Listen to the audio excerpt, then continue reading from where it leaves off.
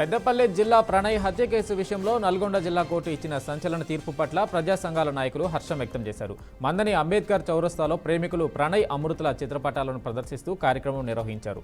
ఈ నేపథ్యంలో గత 7 సంవత్సరాల క్రితం నల్గొండ జిల్లా మిర్యాలగూడలో కులాంతర వివాహం చేసుకున్నారు. ప్రణయ్ని అతి కిరాతకంగా హత్య చేశారని ఇటు విషయంలో జిల్లా కోర్టు సంచలన తీర్పునిస్తూ A1 నిందితుడు మారుతిరావు గతంలోనే ఆత్మహత్య చేసుకున్నాడని, A2 నిందితునికి ఉరిశిక్ష విధిస్తూ మిగతా 6 నిందితులకు యావజ్జీవ శిక్ష విధిస్తూ తీర్పునిచ్చింది ప్రజా సంఘాల నాయకులు అన్నారు.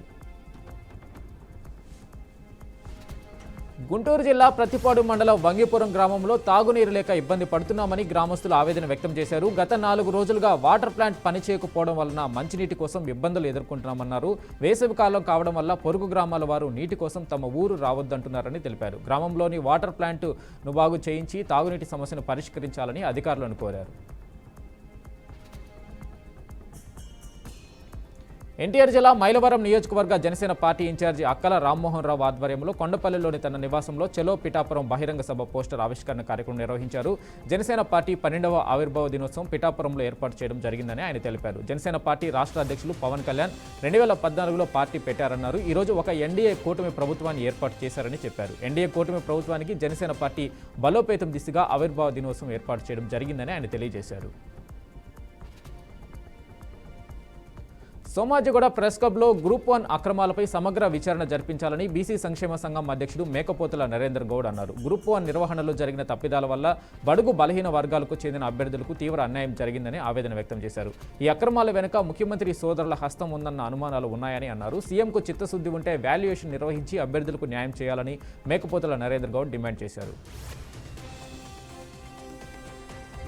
కర్నూలు జిల్లా ఆదోనిలో పెండింగ్లో ఉన్న ఉపాధి హామీ బకాయిలను చెల్లించాలని వ్యవసాయ కార్మిక సంఘం కార్యదర్శి రామాంజనేయులు డిమాండ్ చేశారు. గత 10 వారాలుగా ఆదోని మండలంలో పెండింగ్లో ఉన్న బకాయిలను తక్షణమే చెల్లించాలన్నారు. ఈ నేపథ్యంలో వ్యవసాయ కార్మిక సంఘం ఆధ్వర్యంలో మండలంలోని పలు గ్రామాలలో ధర్నాలు నిర్వహించి సచివాలయ అధికారులకు వినతిపత్రం అందజేసినట్టు తెలిపారు. ఇప్పటికైనా వెంటనే వేతనాలు చెల్లించాలన్నారు. లేని పక్షంలో పెద్ద ఎత్తున వ్యవసాయ కార్మిక సంఘం పోరాడుతుందని హెచ్చరించారు. ఖమ్మం జిల్లాలో మిర్చి బోర్డు ఏర్పాటుకు చొరవ చూపాలని తెలంగాణ రైతు సంఘం నాయకులు డిమాండ్ చేశారు. మిర్చి క్వింటాలకు 25,000 రూపాయల మద్దతు ధర ప్రకటించాలని రెవెన్యూ శాఖ మంత్రి పొంగులేటి శ్రీనివాసరెడ్డి రైతు సంఘం ఆధ్వర్యంలో రైతులకు వినతి పత్రం అందజేశారు. జిల్లాలో రైతులు ఎదుర్కొంటున్న సమస్యలను మంత్రికి రైతు సంఘం కార్యదర్శి బొంతు రాంబాబు వివరించారు. రైతుల సమస్యలు పరిష్కారం చేయుటకు తన వంతు ప్రయత్నాలు చేస్తానని మంత్రి పొంగులేటి హామీ ఇచ్చారు. కామారెడ్డి జిల్లా గాంధారి మండల కేంద్రంలో గిరిజనుల హోలీ పండుగ ఉత్సవాలలో ఎల్లారెడ్డి నియోజకవర్గ ఎమ్మెల్యే మదన్ మోహన్ పాల్గొన్నారు. జగదాంబ మాత సేవాలాల్ మహారాజ్ గుడి సమీపంలో బంజారా సాంప్రదాయ నృత్యమైన హోలీ లెంగి కార్యక్రమం మహోత్సవం చేపట్టారు. అనంతరం గిరిజనులతో కలిసి ఎమ్మెల్యే నృత్యం చేశారు.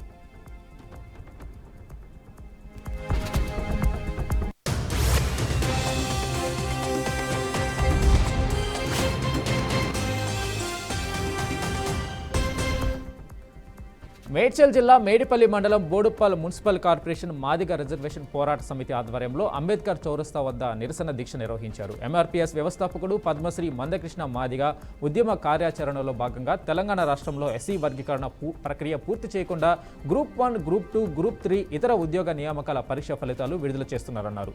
మాదిగల జీవితాలతో చెలగాటం మాడుతున్నారని ప్రభుత్వ వైఖరిని నిరసిస్తూ దీక్ష చేపట్టినట్లు వారు తెలిపారు.